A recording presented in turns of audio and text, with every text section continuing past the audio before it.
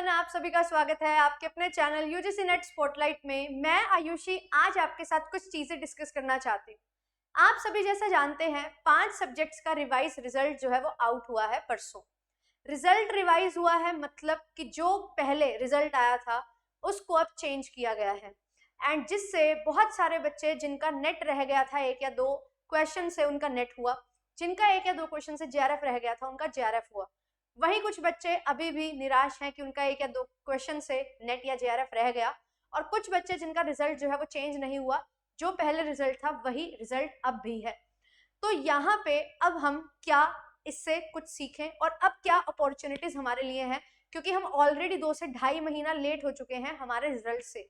Actual में result जो है वो फेब में आ गया था, बट अब हमारे पास जो हमारा रिजल्ट आया है वो अप्रैल में आया है। तो क्या क्या पीएचडी अपॉर्चुनिटीज होंगी, ई सर्टिफिकेट्स आएंगे तो आप पीएचडी में अप्लाई करेंगे या पहले ही अप्लाई करेंगे, या एपी के लिए आप कैसे अप्लाई कर सकते हैं। क्योंकि अगर आप जानते हो, आपने थोड़ा ध्यान रखा हो, तो बहुत सारे असिस्टेंट प्रोफेसर वैकेंसीज जो है वो इस दौरान आउट भी हुई थी, और एमपीपीएससी असिस्टेंट प्रोफेसर एग्जामिनेशन जो है उसके फॉर्म तो एक्सटेंड भी हुए हैं। एंड यस, अभी आप लोग जिन्होंने एग्जामिनेशन क्वालिफाई किया है, नेट या जेआरएफ किया है, तो आप अगर असिस्टेंट प्रोफेसर का फॉर्म फिल करना चाहते हैं, मध्य प्रदेश राज्य में बनना चाहते हैं असिस्टेंट प्रोफेसर, तो आप सभी फॉर्म फिल कर सकते हैं। तो आज के सेशन में मैं ऐसे ही आपके लिए अपॉर्चुनिटीज हैं जो डिस्कस करने वाली हूँ। और जो बच्चे ये सोच रहे हैं कि मेरा तो पहले भी नेट हो गया था, अब भी नेट हुआ है, 2-4 नंबर बढ़े, उससे क्या ही फर्क मिला है मुझे, तो एक चीज का बहुत ध्यान रखना कि क्या फर्क आपको मिला है, वो शायद आपके लिए बहुत इंपॉर्टेंट हो सकता है। अगर आपने उस चीज को ध्यान नहीं रखा है तो आप जरूर चेक करिएगा और मुझे बताइएगा इस वीडियो को देखने के बाद कि एक्चुअल में आपके लिए वो बेनिफिशियल चीज हुई या नहीं हुई, है ना। किन बच्चों के लिए एक बेनिफिट जो है वो उनको मिल रहा है, बहुत सारी अपॉर्चुनिटीज उनके लिए जो है बढ़िया तरीके से अब क्रिएट हो गई हैं। तो चलिए स्टार्ट करते हैं सेशन को। अगर आप फर्स्ट टाइम मुझे देख रहे हैं, मेरा नाम आयुषी है, आपके लिए पेपर 1 एंड पेपर 2 कॉमर्स की क्लासेस लेके आती हूँ, और हमने शुरू की है, कल से हम शुरू कर रहे हैं बेसिकली मैराथन्स, जिसमें मैं कंप्लीटली रिवीजन करवा रही हूँ पीवाईक्यूज एंड एमसीक्यूज की हेल्प से आपकी, जिसमें हम लोग क्या कवर कर रहे हैं, हम क्वेश्चंस कवर कर रहे हैं और पूरी यूनिट को with the help of questions cover करते हुए चलेंगे। आपको एक क्लास में बहुत सारे क्वेश्चंस प्रैक्टिस करने को मिलेंगे, बहुत सारे concept related to that particular question सीखने को मिलेंगे, और एक कॉन्सेप्ट से किस तरीके से नए नए क्वेश्चंस बनते हैं वो आपको सीखने को मिलेंगे। तो ये सारी चीजें कल दोपहर 12 बजे से शुरू हो रही हैं। तो आप अगर ज्वाइन नहीं किए हो सेशन को तो ज्वाइन जरूर कर लेना, और अगर सब्सक्राइब नहीं किया है चैनल, नोटिफिकेशन बटन पे प्रेस नहीं किया है तो कर लो, क्योंकि बहुत इंपॉर्टेंट चीज आप मिस कर रहे हो। एंड ये सिर्फ पेपर 2 के लिए है। पेपर 1 के लिए क्या है, तो पेपर 1 के लिए भी यूनिट वाइज, शिफ्ट वाइज मैं आपको पेपर सॉल्व करवा रही हूँ, तो वो एक चेरी ऑन द केक चीज आपके लिए हो रही है। सारी पीडीएफ्स आपको जेआरएफ एप्लीकेशन पे मिलेंगी, एप्लीकेशन को आप डाउनलोड कर सकते हैं। और अब हम डिस्कस कर लेते हैं क्या बेनिफिट्स आपको यहाँ पे मिले हैं। देखो, अभी आपने अगर जेआरएफ क्वालिफाई कर लिया है तो आप जो है अगर पीएचडी में एनरोल्ड हैं, है ना, आपने पीएचडी में एनरोलमेंट ले लिया था on the basis of UGC net only, तो पीएचडी में अगर आप एनरोल्ड हैं तो अब आपको स्टाइपेंड मिलेगा, आप उसके लिए अप्लाई कर सकते हो, है ना। स्टाइपेंड मिल जाएगा तो आपको फाइनेंशियली बहुत हेल्प मिलने वाली है। दूसरी चीज, अगर आपका जेआरएफ ना होने की वजह से पीएचडी में एडमिशन नहीं हो पाया था, तो अब आप जो है पीएचडी के लिए एडमिशन के लिए ट्राई करिए एंड अपने प्रपोजल मेकिंग पे काम करिए। एंड बहुत सारे वैकेंसीज जो हैं वो आती हैं, बेसिकली पोस्ट जो है वो आती है पीएचडी के लिए कॉलेजेस में, है ना, यूनिवर्सिटीज में, तो आप वहां पे अप्लाई कर सकते हो। अगर आपके पास जेआरएफ है तो डायरेक्ट इंटरव्यू बेसिस पे आपका सिलेक्शन होगा। तो एक बहुत अच्छी अपॉर्चुनिटी आपको यहाँ पे मिल रही है।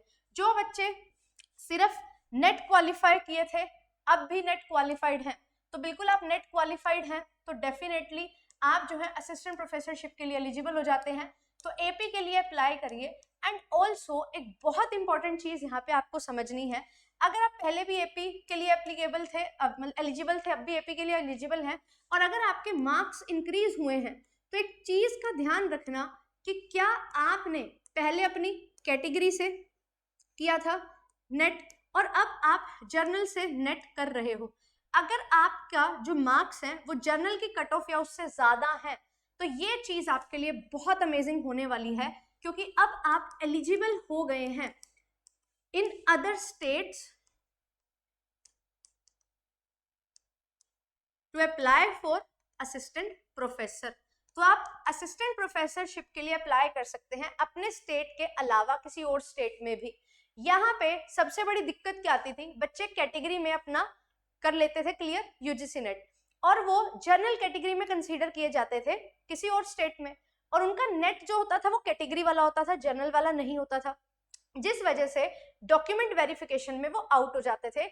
मेहनत करने के बाद भी सब्जेक्टिव नॉलेज टेस्ट है या आपका जो है एंट्रेंस है, स्क्रीनिंग टेस्ट है, वो सब क्वालिफाई कर लिया, बट फिर भी डॉक्यूमेंट वेरिफिकेशन में आपको बाहर कर दिया जाता था। तो अब आप उस चीज से बच जाएंगे, एंड आप जो भी स्टेट में बनना चाहते हैं असिस्टेंट प्रोफेसर, काम करना चाहते हैं एज एन असिस्टेंट प्रोफेसर, वो आप अब कर पाएंगे। तो सबसे मेजर बेनिफिट जो हुआ है वो यहाँ पे बच्चों को मिला है ना। ये चीज हमारे लिए बहुत ज्यादा इंपॉर्टेंट हो गई है। अब आप अगर मान लो राजस्थान से हो और आपका कैटेगरी में नेट हो रहा था, अब वो जर्नल में हो गया 4 नंबर बढ़ने की वजह से, आप जर्नल की कट ऑफ को क्वालिफाई कर चुके हो, है ना। तो अब आप एमपी में फॉर्म्स आउट हुए हैं तो एमपी में भी फॉर्म फिल कर सकते हो। आपके ऐसे स्टेट है जहाँ पे असिस्टेंट प्रोफेसर के एग्जामिनेशन के फॉर्म्स ही नहीं आउट होते, बहुत रेयर होते हैं, है ना, सरकारी नौकरी बहुत लंबे टाइम के बाद मिलती है, तो आप जो है किसी और स्टेट में जो है अप्लाई कर सकते हैं एंड कम्पीट कर सकते हैं। ये बेनिफिट आपको बहुत ज्यादा हेल्प करेगा। और जो बच्चे नेट क्वालिफाई नहीं हुए थे, है ना, उनका सिर्फ पीएचडी ओनली हुआ था, तो यहाँ से अब आपने अगर नेट क्वालिफाई कर लिया है तो ये आपके लिए बहुत ही एक बड़ी बात है, क्योंकि अब आप कॉलेजेस में, है ना, as an assistant professor apply कर सकते हो, है ना। और साथ ही साथ आपके जो भी वैकेंसीज आती हैं, एचपीएससी, आरपीएससी, एमपीपीएससी, है ना, किसी भी स्टेट में, झारखंड की हम बात कर रहे हैं, वेस्ट बंगाल में भी बात हो रही है, तो यहाँ पे सारी जगह आप जो है अप्लाई कर सकते हैं, एंड अप्लाई करेंगे तो आप डेफिनेटली compete करेंगे और सिलेक्शन भी लेंगे। तो यहाँ पे अब आपके लिए अपॉर्चुनिटीज जो है वो खुल चुकी हैं। अब इसके साथ साथ और क्या, ये तो ऑब्वियस सी बातें हैं। यस, अगर आप नेट क्वालिफाई कर लेते हैं, जेआरएफ क्वालिफाई कर लेते हैं, तो आप जो है गवर्नमेंट कंपनीज होती हैं जहाँ पे रिसर्च एंड डेवलपमेंट डिपार्टमेंट्स होते हैं, तो रिसर्च एंड डेवलपमेंट डिपार्टमेंट्स में भी आप लोग अप्लाई कर सकते हैं। एंड बहुत सारी हमारी कंपनीज हैं, अगर आप कॉमर्स से हैं, मैनेजमेंट से हैं, तो बहुत सारी हमारी नवरत्न कंपनीज, महारत्न कंपनीज हैं, जहाँ पे आप अप्लाई करके अपनी जॉब सिक्योर कर सकते हो, प्रोजेक्ट्स में काम कर सकते हो, एंड आप बहुत अच्छा अमाउंट जो है लगभग 35 से 40 हज़ार या इससे भी बियॉन्ड आपकी सैलरी जो है वो रहती है। ठीक है, तो ये सारी चीजें आपको बेनिफिट दे सकती हैं। बहुत सारे पब्लिक सेक्टर अंडरटेकिंग्स में बहुत सारी वैकेंसीज तो मैं नहीं बोलूंगी, बट हाँ कुछ चुनिंदा वैकेंसीज निकलती हैं, तो 1 या 2 पोस्ट होती है, बट बहुत सारी कंपनीज हैं, आप लोग अप्लाई करते हैं, तो आप डेफिनेटली यहाँ पे जो है एक स्ट्रॉन्ग होल्ड रख सकते हैं। ठीक है, मैनेजमेंट वाले स्टूडेंट्स के लिए बहुत ज्यादा फायदा होता है, एंड कॉमर्स वालों को भी यहाँ पे फायदा मिलता है, क्योंकि कॉमर्स वाले जो स्टूडेंट्स हैं वो मैनेजमेंट का भी बहुत सारा सिलेबस पढ़ते हैं। हाँ, अगर आपने मास्टर्स किया है, एमबीए भी की है, एमकॉम भी की है, ठीक है, और आपने यूजीसी नेट कॉमर्स में निकाला है, तो भी आपको कंसीडर कर लिया जाएगा, क्योंकि आपने एमबीए भी की हुई है, राइट। तो यहाँ पे जो है ये चीज आपको बहुत ज्यादा हेल्प करने वाली है। एंड अगर आपका पीएचडी ओनली भी नहीं क्वालिफाई हुआ था, अब पीएचडी ओनली क्वालिफाई हुआ है, तो आपके पास 1 साल है कि आप रिसर्च के लिए डिफरेंट कॉलेजेस में अप्लाई कर सकते हैं, यूनिवर्सिटीज में अप्लाई कर सकते हैं, एंड अपने रिसर्च प्रपोजल पे काम कर सकते हैं।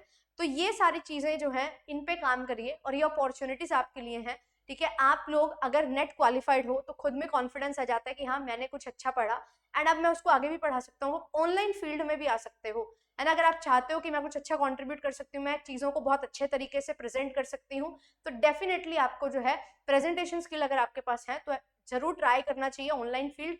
आप जो है कंटेंट क्रिएशन में जा सकते हैं, आप एज एन एजुकेटर ज्वाइन कर सकते हैं, आप जो है बैकएंड पे भी बहुत अच्छा कंटेंट बना के कंटेंट प्रिपरेशन में बहुत हेल्प कर सकते हैं, टेस्ट सीरीज डिजाइन कर सकते हैं। बहुत सारे बड़े बड़े इंस्टीट्यूट्स होते हैं जो बहुत सारे बच्चों को ये अपॉर्चुनिटीज देते हैं, एंड जिन्होंने रिसेंटली नेट जेआरएफ क्वालिफाई किया होता है उनके पास एक्सपीरियंस होता है, उनको पता होता है एट प्रेजेंट किस तरीके से क्वेश्चंस पूछे जाते हैं, कैसे तैयारी करनी होती है, तो बहुत ज़्यादा अच्छी हेल्प आप लोग जो है वो कर सकते हैं। तो ज़रूर अप्लाई करिए, और जेआरएफ अड्डा में भी आप लोग अप्लाई कर सकते हैं। अगर आपको लगता है कि आपकी जो स्किल्स हैं, आपकी नॉलेज जो है वो कुछ अच्छा कॉन्ट्रीब्यूशन है, तो आप ज़रूर जो है अप्लाई कर सकते हैं। तो ऐसे ही बढ़िया अमेजिंग वीडियोस जो है वो आपके लिए मैं लाती रहूँगी। एंड ये मत सोचिए कि मेरा पहले भी नेट था अभी भी नेट है, शायद आपको ये बेनिफिट जो है वो मिला होगा, तो उसके ऊपर जो है वो काम करो, एंड आपके लिए अपॉर्चुनिटीज क्रिएट हो गई हैं, तो उन अपॉर्चुनिटीज की इंपॉर्टेंस को समझो एंड उनको ग्रास्प करने की कोशिश करो।